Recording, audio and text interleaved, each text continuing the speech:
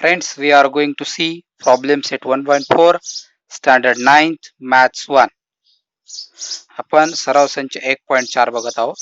Question क्रमांक 1. If n of a equal to 15, n of a union b is equal to 29, n of a intersection b is equal to 7, then n of b is equal to how much? Now we know number of element in the set formula, that is n of a union b is equal to n of a plus n of b minus n of a intersection b. n of a union b किती आहे आपल्याकडे 29. n of a किती आहे 15. n of b आपल्याला काढायचे. n of a intersection किती आहे b 7. आता या ठिकाणी n of b आपण ॲज इट इज ठेवूया. 15 मधून 7 गेले खाली किती राहतील 8. ते 8 डाव्या बाजूला आल्यावर काय होईल मायनस होईल. 29 वजा 8. 29 मधून 8 गेले खाली किती राहील 21. n of b equal to 20.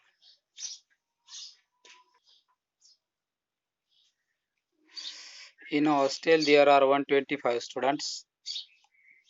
म्हणजे एका वसतिगृहामध्ये एकूण विद्यार्थी 125 आहेत. Out of which 80 drink tea, चहा पिणारे विद्यार्थी 80 आहेत. 60 ड्रिंक कॉफी, म्हणजे कॉफी पिणारे विद्यार्थी 60 आहेत.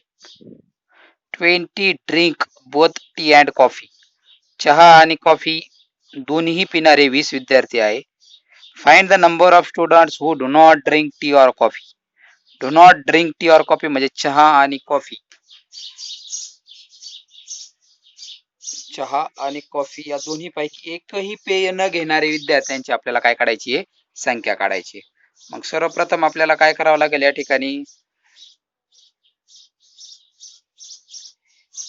यू म्हणजे युनिव्हर्सल सेट आहे. स्टुडंट इन हॉस्टेल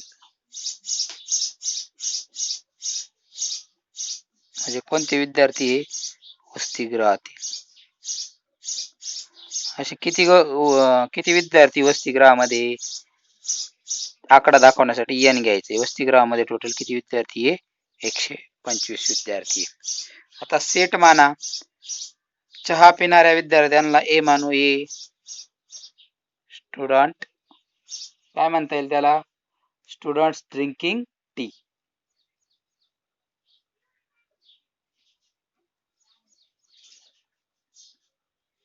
टी म्हणजे कोणते चहा पिणारे.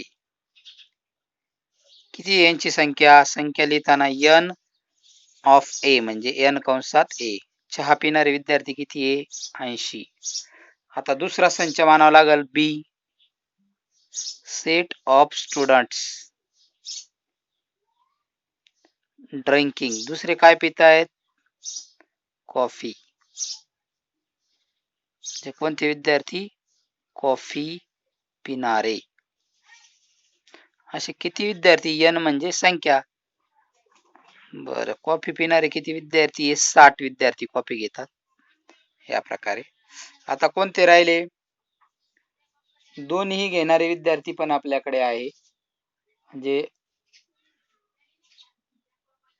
चहा व कॉफी बरोबर.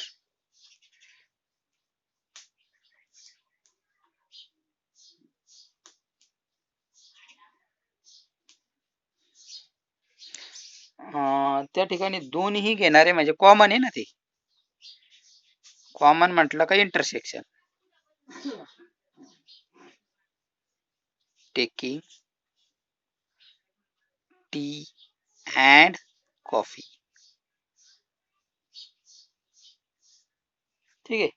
अशा प्रकारे आपल्याला या ठिकाणी वेगवेगळ्या प्रकारे त्यांचे सेट दाखवता येईल. हे कोणते चहा आणि कॉफी घेणारे.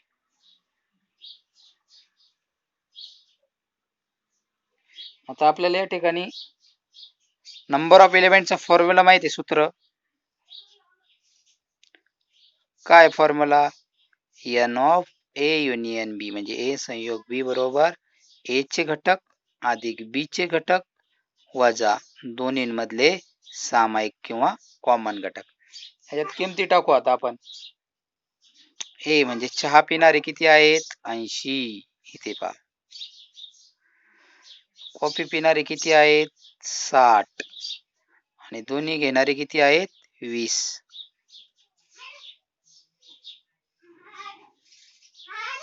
मग आपण काय केलंय, चहा पिणार एकूण वसतिगृहात असणारे 125, चहा पिणाऱ्यांना ए संच मानलं ते आहेत 80. बी म्हणजे कोणते विद्यार्थी, set of student drinking coffee, coffee पिणार ते किती आहेत, 60. आणि दोन्ही घेणारे, दोन्ही म्हणजे student taking tea and coffee, असे किती आहेत, 20 विद्यार्थी. इथं एन ऑफ ए इंटरसेक्शन बी बरोबर किती आहेत, 20. इथं आपण फॉर्म्युला वापरला, ए युनियन बी मध्ये म्हणजे N of A union B equal to N of A plus N of B minus N of A intersection B. चहा पिणारे लिहिले 80, कॉफी पिणारे लिहिले 60, दोन्ही घेणारे 20. या ठिकाणी 80, 60 मधून 20 गेले, खाली किती राहिले, 40. 80 आणि 20 ची बेरीज किती, 120. हे कोणते विद्यार्थी 120, 120 असे विद्यार्थी आहेत का जे चहा किंवा कॉफी घेतात. और आपल्याला न घेणारे काढायचे, मग एकूण विद्यार्थ्यातून एवढे विद्यार्थी आपण वजा करूया. हे चहा किंवा कॉफी घेणारे, आपल्याला चहा एकही न घेणारं काढायचं आहे ना. आपण काय करूया या ठिकाणी, द नंबर ऑफ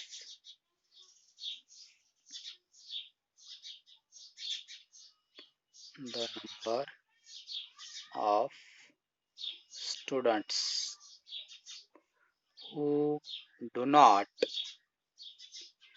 drink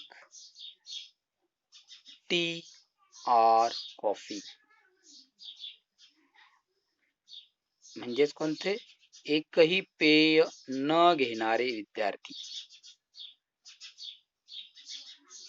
एकही पेय न घेणारे विद्यार्थी कसे काढता येईल, वसतिगृहातील एकूण विद्यार्थी म्हणजे विश्वसंच वजा त्यात दोन्ही पैकी एक घेणारं कोणते, एन ऑफ ए युनियन बी. या दोघांची वजाबाकी करावं लागेल. 125 विद्यार्थ्यांमधून 120 घेणारे विद्यार्थी आहेत, म्हणजे खाली राहिले 5. म्हणून आपल्याला म्हणावं लागेल का number of students who do not take tea or coffee are 5. The number of students who do not take tea or coffee is 5. एकही पेय न घेणारे विद्यार्थी 5 असतील. तेच उदाहरण मेथड क्रमांक 2 ने आपल्याला सोडवता येईल. यो म्हणजे वसतिगृहात राहणारे 125 विद्यार्थी आहे. आता ए मध्ये टोटल किती आहेत, 80 आणि बी मध्ये टोटल किती आहेत, 60. परंतु 20 हे कॉमन आहे. 80 मधून 20 गेले तर किती, 80 वजा 20 बरोबर 60. हे कोणते आहेत, चहा घेणारे आहेत. बी कॉफी घेणारे कोणते, 60 मधून हे 20 कॉमन काढले किती राहिले, 40. आता कोणतं तरी एक पेय घेणारे किती आले, 60 अधिक 20 अधिक 40, म्हणजे ए बी आणि दोन्ही कॉमन, हे दोन्ही घेतले का एवढे, हे किती येईल, 120. आणि मग आता एकही पेय न घेणारं जर आपल्याला काढायचं असेल तर सूत्र काय, एन यू वजा N of A union B, म्हणजे कसे येईल, 125 वजा 120 बरोबर 5. अशा प्रकारे शॉर्टकटने आपल्याला दुसरी मेथड सुद्धा सांगता येईल. उदाहरण क्रमांक 3. इन अ कॉम्पिटिटिव्ह एक्झाम, म्हणजे एका स्पर्धा परीक्षेमध्ये 50 स्टुडंट पास्ड इन इंग्लिश, 50 विद्यार्थी इंग्रजीमध्ये उत्तीर्ण झाले. 60 स्टुडंट पास इन मॅथ. 60 मध्ये मॅथमध्ये 60 विद्यार्थी उत्तीर्ण झाले. 40 student pass in both subject.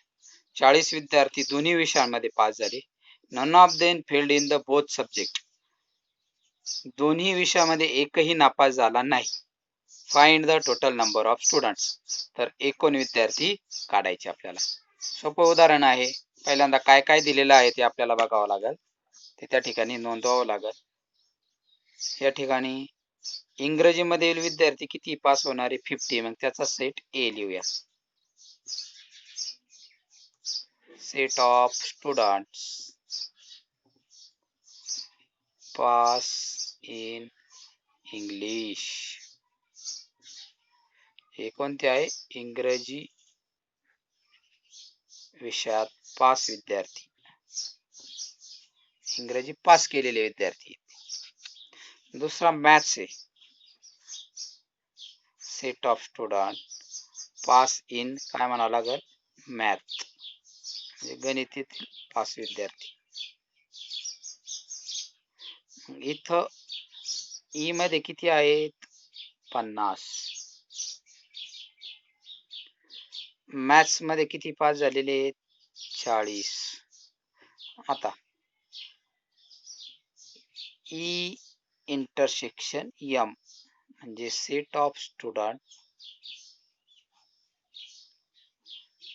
Pass in English and maths. हे कोणत्या कोणत्या विषयात? इंग्रजी आणि गणित दोन्ही मध्ये पास झालेले अशी किती आहेत?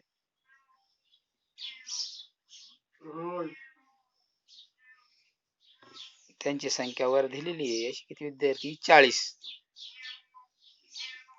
आता सूत्र वापरा, आपल्याला माहित आहे N of A union B, म्हणजे ए म्हणजे कोण? इथं ई आणि ई युनियन एम म्हणजे इंग्रजी आणि मॅथ बरोबर ई चे घटक अधिक एम चे घटक आणि दोन्ही मधले कॉमन घटक. ई मध्ये किती आहे? 50. एम मध्ये किती आहे? 40. आणि दोन्ही मध्ये कॉमन किती आहेत? कॉमन पण 40च आहेत.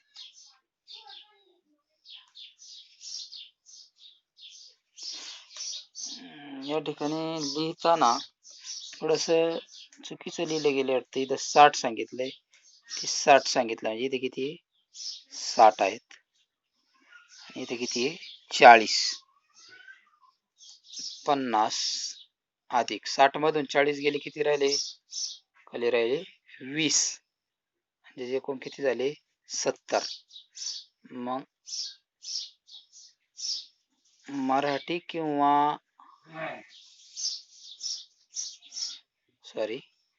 इंग्रजी किंवा गणितात पास झालेले विद्यार्थी 70 आहे. म्हणजे टोटल विद्यार्थी किती आपले? एकूण विद्यार्थी, टोटल स्टुडंट्स किती असतील? तर इंग्रजी मध्ये लिहायचे टोटल स्टुडंट्स आर 70. किंवा दुसरी सोपी मेथड आहे. हे इंग्रजीवाले विद्यार्थी एकूण किती आहे? आपल्याला किती सांगितले होते? 50. 50 म्हणजे कोणते? कॉमन मधले 40 आणि राहिलेले इकडले 10. इकडले किती सांगितले होते? 60. 60 म्हणजे कसे? कॉमन 40 आणि इकडले 20. मग टोटल विद्यार्थी आपले किती असणार आहे? 10 अधिक 40 अधिक 20. 10, 40, 50, 60, 70. शॉर्टकट मध्ये असंही सोडवता येईल. उदाहरण क्रमांक 4. A survey was conducted to know the hobby of 220 students of a class 9th. इयत्ता 9वीच्या विद्यार्थ्यांची त्यांना आवडीचे सर्वेक्षण केले. असे किती विद्यार्थी होते? 220 विद्यार्थ्यांचं आवडीचं सर्वेक्षण केलं. पुढे out of which 130 student inform about their hobby as a rock. त्यातले 130 विद्यार्थी काय म्हणले? आम्हाला गिरीभ्रमण म्हणजे पर्वत चढायला आवडतं. And 180 student inform about their hobby as a sky watching. 180 विद्यार्थी म्हणले का त्यांना काय आकाश दर्शन आवडते.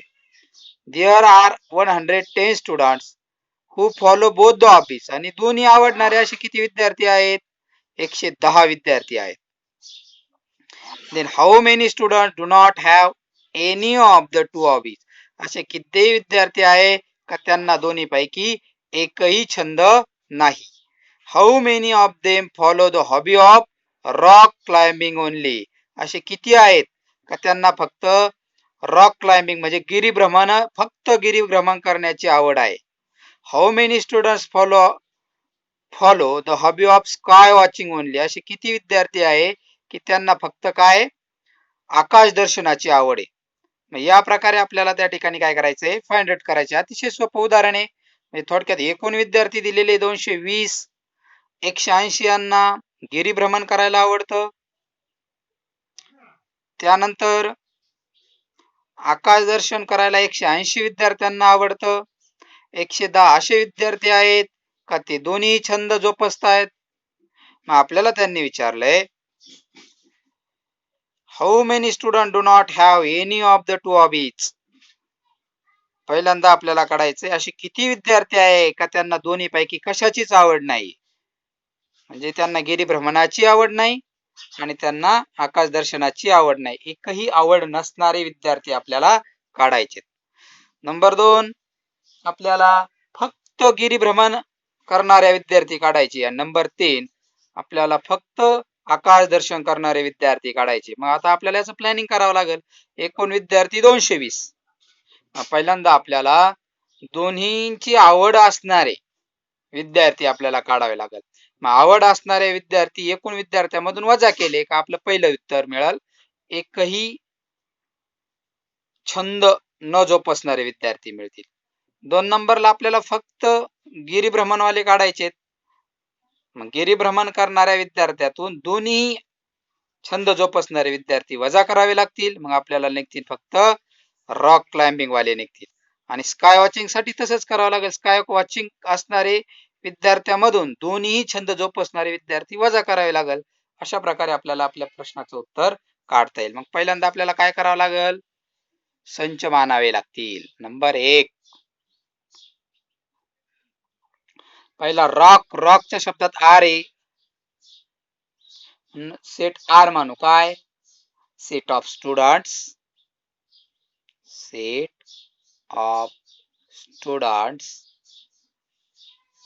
having rock climbing hobby. म्हणजे कोणती आहे रॉक म्हणजे गिरी भ्रमण छंद असणारे विद्यार्थी. नंतर दुसरं कोणतं आहे आपल्याकडे स्काय वॉचिंग. त्याला स्काय म्हणजे यस नाव देऊया. Set of students having sky watching hobby. आता दोन्ही करणारे कसे मानावं लागेल एन ऑफ आर किंवा R intersection S both hobbies. Set of students having both hobby.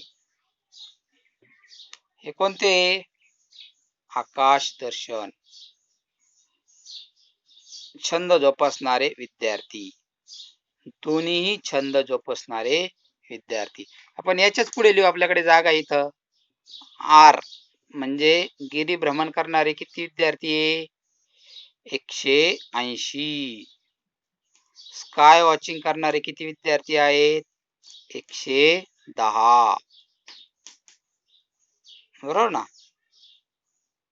उदाहरणार्थ बघा 130 विद्यार्थी गिरीभ्रमण करणारे आहेत आणि 180 130 आणि इथं किती आहे 180 आणि दोन्ही असणारे किती आहे आर इंटरसेक्शन यस किती आहे 110 आहे.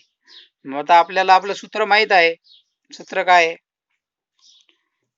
एन ऑफ आर आणि एस साठी आर युनियन एस बरोबर आर मधले घटक अधिक एस मधले घटक वजा दोन्हींमधले सामायिक असलेले घटक. आता आर मध्ये किती घटक आहे? 130. यस म्हणजे स्काय वॉचिंग वाले किती आहे? 180. दोन्हींमध्ये कॉमन किती आहे? 110. 180 मधून 110 गेले म्हणजे किती राहतील खाली? 70.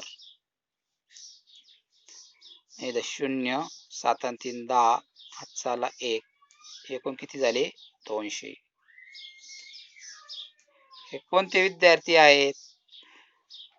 असे विद्यार्थी आहेत का the students having hobby sky or rock climbing or sky watching.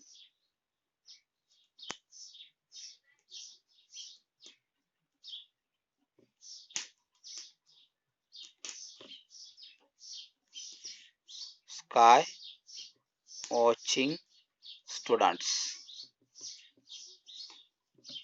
हे कोणते आहे? गिरिदर्शन किंवा आकाश दर्शन छंद असणारे हे विद्यार्थी आहेत. एकूण विद्यार्थ्यांमधून हे वजा केले का आपल्याला कोणते विद्यार्थी का ज्यांना एकही छंद नाही. पहिल्यांदा आपल्याला एकूण विद्यार्थी किती सांगितले ते वर उदाहरणामध्ये? 220. यू म्हणजे कोणते? टोटल स्टुडंट्स म्हणजे कोणते? एकूण विद्यार्थी. आता आपल्याला स्टुडंट्स असे विद्यार्थी काढायचे का ज्यांना एकही हॉबी नाही. Students do not have any one of two hobbies. म्हणजे काय? दोन्ही पैकी एकही छंद नसणारे.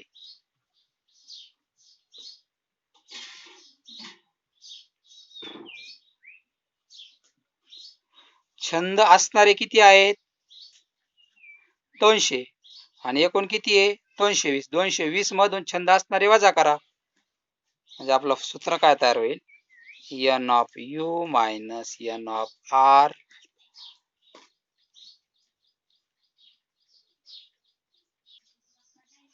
r union s. हे एकूण विद्यार्थी आहे. एकूण विद्यार्थी किती आहेत? 220. त्यामधून कोणता ना कोणता तरी एक छंद असणारे किती आहे? 200. खाली किती विद्यार्थी राहिले? 20. हे झालं आपलं दोन्ही पैकी एकही छंद नसणारे विद्यार्थी. Students having only rock climbing hobby म्हणजे फक्त गिरिदर्शन असणारे ते कसे काढायचे? आता आपल्याकडे आहे एन ऑफ आर 130 आहे म्हणजे रॉक क्लाइम्बिंग असणारे 130 आहे एकूण आणि त्यातून आपल्याला कोणते दोन्ही छंद असणारे काय? N of R intersection S म्हणजेच किती येतील? 130 वजा 110 असे किती राहिले मग खाली? 20. 20 विद्यार्थी असे आहेत का त्यांना फक्त गिरिदर्शन करण्याचा छंद आहे. Students having only sky watching म्हणजे फक्त आकाश दर्शन करणारे विद्यार्थी काढायचे असेल तर पहिल्यांदा आकाश दर्शन करणारे एकूण विद्यार्थी आणि त्यातून वजा करावं लागेल दोन्ही छंद असणारे विद्यार्थी. मग आकाश दर्शन करणारे विद्यार्थी 180 आहे आणि दोन्ही छंद असणारे विद्यार्थी 110 आहे. मग 180 मधून 110 गेले खाली राहिले 70 म्हणून आपलं दुसरं उत्तर आलं 70. अशा प्रकारे आपल्याला आपले एकूण तिन्ही उत्तर आपल्याला मिळवता येतात. एकही छंद पूर्ण वाक्यात नंतर लिहावं लागेल. एकही छंद नसणारे विद्यार्थी 20. फक्त स्काय वॉचिंग करणारे क्लाइम्बिंग करणारे विद्यार्थी 20. फक्त आकाश दर्शन करणारे विद्यार्थी 70.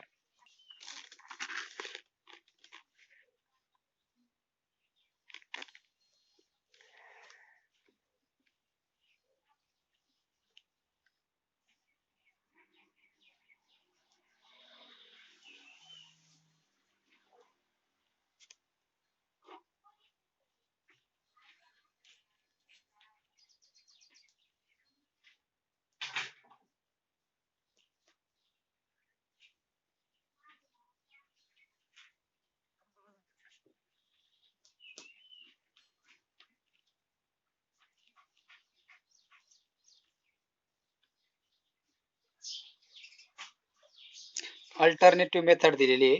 आर म्हणजे रॉक क्लाइम्बिंग वाले, एस म्हणजे स्काय वॉचिंग वाले, यू म्हणजे एकूण विद्यार्थी, एक्स असे विद्यार्थी आहे का जे ज्यांना एकही छंद नाही. मग असे विद्यार्थी जर आपल्याला काढायचे असेल तर एकूण याच्यामधून छंद असणारे विद्यार्थी काढावे लागतील.